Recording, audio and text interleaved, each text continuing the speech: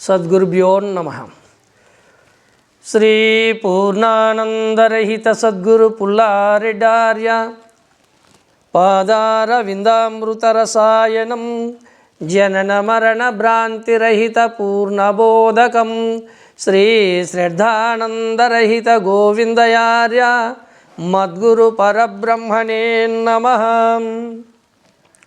శ్రీమద్గురుదేవులైన శ్రీ శ్రీ శ్రీ శ్రద్ధానందరహిత గోవిందార్య సద్గురు ప్రభు వారి పాదపద్మములకు నా యొక్క ద్వాదశి శిరస్సాష్టాంగ నమస్సుమాంజలు. స్తోత్రీయ బ్రహ్మనిష్ట పరులారా, పూర్వవాక్యములో మనము ఎరుకను విడిపించే లక్షణములో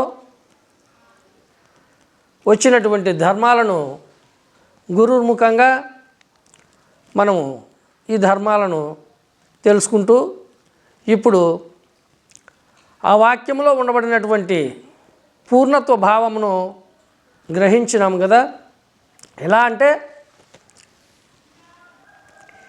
ఈ యొక్క నేనుమేనులు రెండు,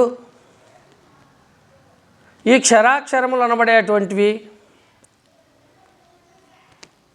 దీనిలకు ఉద్భవించినటువంటి తన్మాత్ర గుణములు, అరిషడ్వర్గములు, ఇవన్నీ కూడా సంసార భవ సంసారము అంటారు. అనగా మహాభయంకరమైనటువంటిది ఘోర సంసారము అని. ఘోర సంసారం అంటే మనకేమిటిది? ఇదే అన్నమాట. మేను మజ్జనని నేనే మేనికి జనకుడను. ఈ యొక్క శరీరము నాకు భార్య, నేను ఈ శరీరానికి భర్తను. మా ఇరువురికి కలిగినటువంటి సంతానమే ఈ యొక్క 5 మంది పిల్లలు, 6 మంది పిల్లలు. ఈ అరిషడ్వర్గాలు, ఈ తన్మాత్ర గుణములు, ఇది భవ సంసారము. ఈ భవ సంసార బాధ పడలేక ధ్యానాలు చేసినా, యోగాలు చేసినా, తపస్సులు చేసినా, ఎన్ని చేసినా గంప కింద కోడి పిల్లలు మాత్రమే. ఇవన్నీ కూడా నిజమైనటువంటి విషయం, పరమార్థాన్ని తెలుసుకునేదానికి ఉపకరించవు. ఎందుకంటే ధ్యానంలో ఉన్నంతసేపు బయట కండ్లు మూసుకొని నోరు మూసుకొని నిశ్శబ్దంగా కూర్చున్నాడు అనుకుంటారే కానీ లోపల విపరీతమైనటువంటి సంకల్ప వికల్పాలన్నీ లోపల పులుగు లేపుతూ ఉంటుంది. కాబట్టి ఈ భవ సంసారం అనబడేటువంటి ఈ యొక్క నేనుమేనుల యొక్క భావమును ఈ విధంగా ఉంది. అందుకు నేనెవ్వడను జీవుడు. ఇక ఈ క్షరాక్షరములకు జీవుడని, ఈశ్వరుడని పేర్లు, అనేక రకాల పేర్లు ఉన్నాయి. జీవుడని, ఈశ్వరుడని, నేనని, మేనని, దేహమని, దేహి అని రకరకాల ఒక్కొక్క మహానుభావుడు ఒక్కొక్క రకంగా వారి వారి అనుభవాల కొద్దీ పేర్లు పెట్టుకున్నారు. అందుకే ఇక్కడ గురుదేవుడు ఏమంటున్నాడు? నేనెవ్వడను జీవుడు, నేనను శివుడు. అజ్ఞానత్రయ దశలో ఉన్నప్పుడు నేనెవరు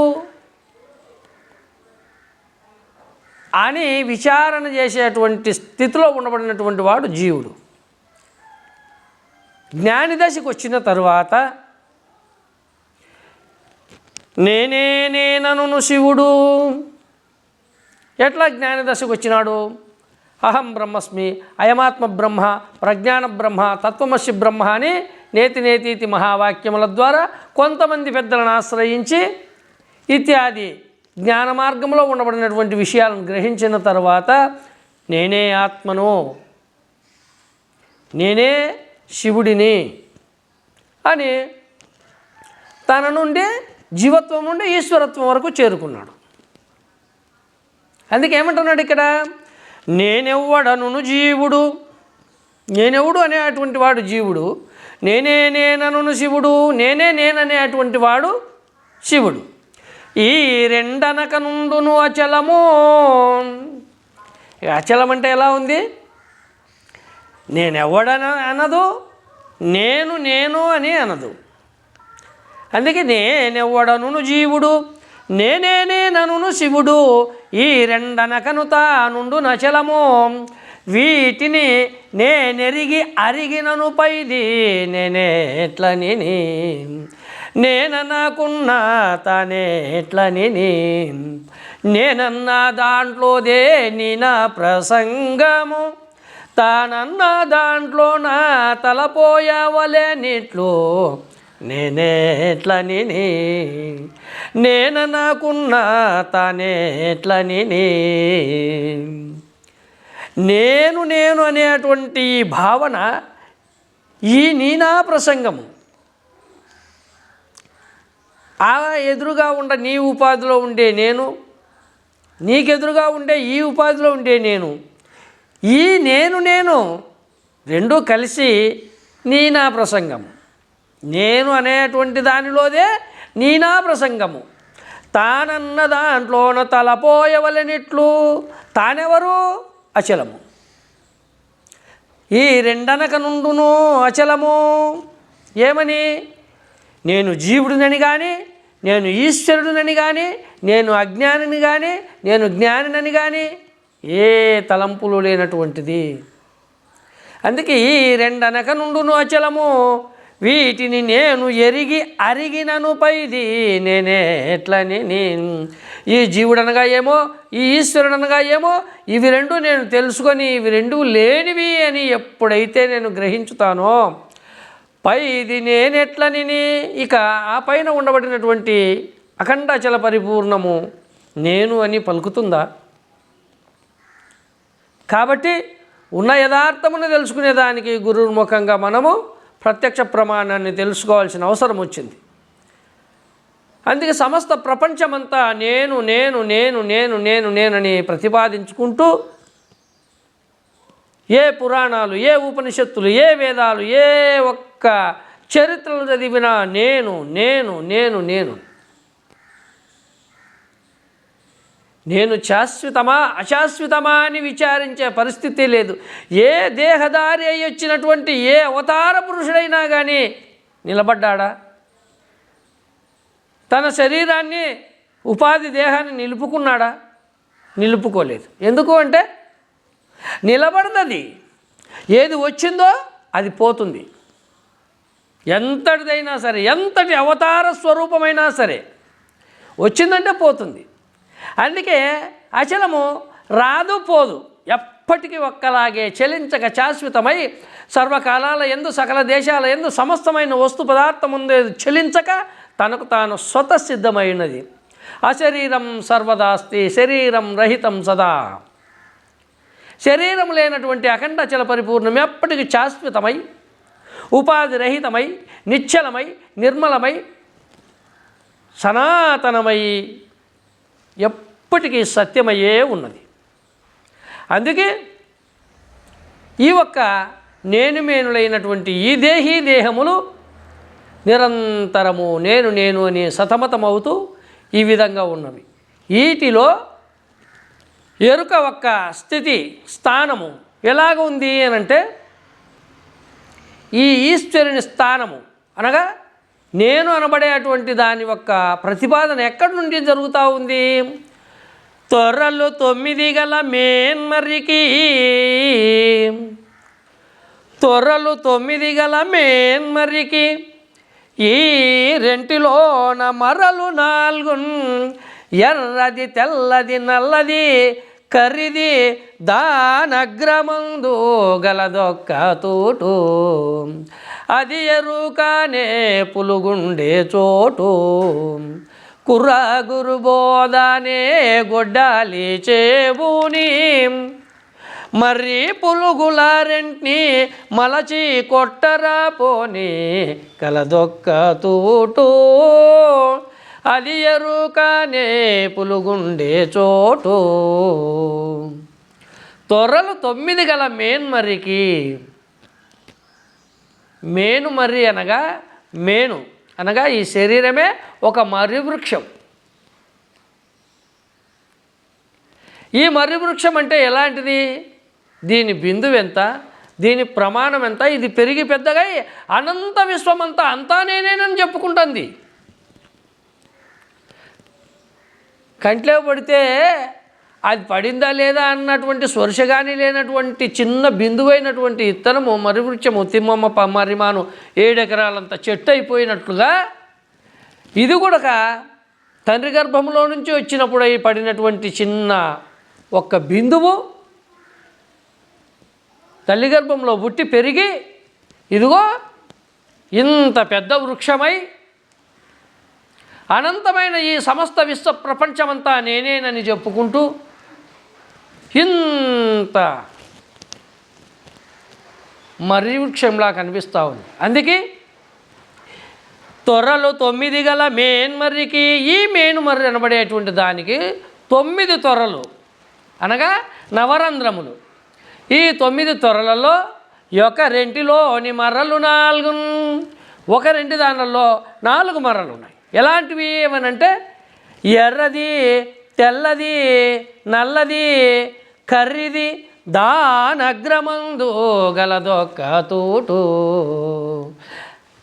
అది ఎరుకనే పులుగుండే చోటు, కుర్రా గురుబోధనే గొడ్డలి చేబూని, మర్రి పులుగుల రెంటిని మలచి కొట్టరపోని కలదొక్క తూటు. ఎక్కడ ఉంది జాగ్రత్త, స్వప్నము, సుషుప్తి, తుర్యము, తుర్యాతీతము, స్థూలము, సూక్ష్మము, కారణము, మహాకారణము, కైవల్యము. అందుకే ఈ యొక్క ఎరుక స్థానం ఎక్కడుంది? ఆ స్థానంలో ఉండి వస్తూ పోతూ ఉంది. అందుకే ఇవి రెండు కూడా నిజమైనటువంటివి కావు. ఈ మేనుమరిలో దాక్కొని ఉండబడినటువంటి ఈ పులుగు నిరంతరము ఈ వృక్షాన్ని సమూలం చేయడము, అభివృద్ధి చేయడము, నిర్మూలం చేయడము, అభివృద్ధి చేయడము, నిరంతరము జాగ్రత్త, స్వప్నము, సుషుప్తి, తుర్యము, తుర్యాతీతము నిరంతరము ఈ విధంగా రాకడ పోకడ జరుపుతూనే ఉంటుంది. కాబట్టి కుర్రా గురుబోధనే గొడ్డలి చేబూని, ఈ మర్రి పులుగుల రెంటినీ కూడా సమూలంగా లేనటువంటి స్థితికి తీసుకురావాలి అంటే గురుబోధ అనేటువంటి వాక్యము కావాలి. అదే ఆ గురుబోధన పడేటువంటి గొడ్డలి చేత ఈ మర్రిని, ఈ మేను మర్రిని, ఈ పులుగును రెండింటిని మలచి కొట్టరపోని. ఏమి దీని భావము? ఈ యొక్క దేహములు నేను మేనులు అనబడేటువంటి ఈ మర్రి పులుగుల యొక్క రెండింటి ఒక్క భ్రాంతిని గురువాక్యం అనబడేటువంటి గురుబోధ అనబడే గొడ్డలి చేత ఈ భ్రమను తొలగించుకోనాయన అని చెప్తున్నాడు. అందుకు ప్రత్యక్ష ప్రమాణాన్ని తెలుసుకునే దానికోసము సద్గురువును తప్పక ఆశ్రయించవలసి వచ్చినది. కాబట్టి ప్రతి ఒక్కరము కూడా నిజమును తెలుసుకోవడం కోసము సత్యాన్వేషణ పరులమై అందరము కూడా సద్గురు సన్నిధానానికి చేరుకొని ఉన్నది ఉన్నట్లు తెలుసుకున్నప్పుడే మనకు భ్రమ తొలుగుతుంది. భ్రమ తొలగినప్పుడే బ్రహ్మంబు బట్టబయలు. ఎంతటి వారికైనా సరే, ఎంత జపతప యజ్ఞ యాగాది నియమనిష్ట క్రతువులు, ఆచారాలు, అభిషేకాలు, అర్చనలు, ఆకు పూజలు ఎంతటి మహాత్ములైనా భ్రమను తొలగించుకోలేరు. అందుకే ఎరుకతానకు దా విడిపోదు. ఎందుకు చెప్పినాడు గురుదేవుడు? భ్రమ అనబడేటువంటి ఎరుక తనకు తానుగా విడవనే విడవదు ఎవరికి కూడా. ఎరుకను విడిపించలేరు ఎవరు దాత్రిన్. ఈ ఎరుకను ఎవరు కూడా విడిపించలేరు ఈ భూమి మీద. ఎందుకు అంటే అందరూ భ్రాంతితో ఉండబడినటువంటి వారే, అందరూ భ్రమతో కూడుకుని ఉండబడినటువంటి వారే. ఏ మహనీయుడైతే భ్రమరాహిత్యంపై శాశ్వతమైన సత్యమును తెలుసుకుంటాడో, సద్గురువును ఆశ్రయించి గురుర్ముఖంగా భ్రమ అనగా ఏమిటో దాన్ని తీసేసుకునే విధానం ఎలాగో అది తెలిసిన మహాత్ముడే మనకు సత్యాన్ని తెలియజేయగలుగుతాడు.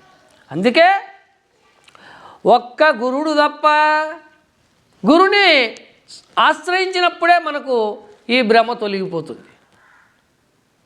ఎంతమంది దేవతలకు ముక్కినా ఒక విషయం ఎట్లా ఉంది అంటే, వివాహము చేసినారు అమ్మాయికి,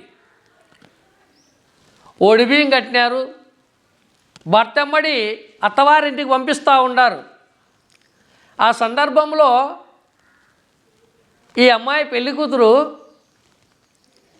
చిన్నమ్మ గారు ఉండారు, చిన్నాయన గారు ఉండారు, పెదనాయన గారు ఉండారు, పెద్దమ్మ గారు ఉండారు, అత్తగారు, మేనత్త గారు ఉండారు, అక్క చెల్లెళ్ళు ఉండారు, అన్నదమ్ములు ఉండారు, ఎంతో బంధువులు అందరూ ఉండారు. అందరిని చూసి ఏడుస్తూ ఉంది, అందరి కాళ్ళకు ముక్కుతూ ఉంది. పాపం ఏ ఒక్కరన్నా పోవద్దమ్మా అనేటోళ్ళు ఉన్నారా? ఏ ఒక్కరు కూడా వాళ్ళు ఏడుస్తూ ఉన్నారు. పాపం ఎందుకు? చిన్నప్పటి నుంచి సాగి సంతరించి ఆ అభిమానం, ఆ ప్రేమ అలాంటిది.